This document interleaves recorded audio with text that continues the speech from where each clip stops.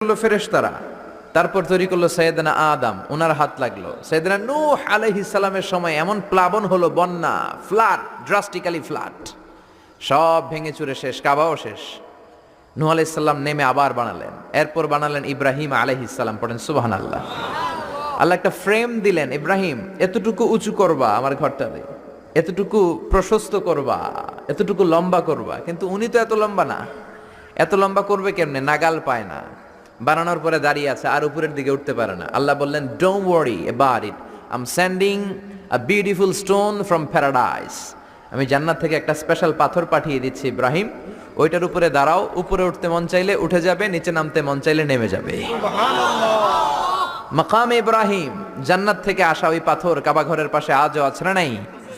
উনি দাঁড়ালেন, উপরে ওঠা দরকার উঠে যেত অটোমেটিক, নিচে নামা দরকার নেমে যেত।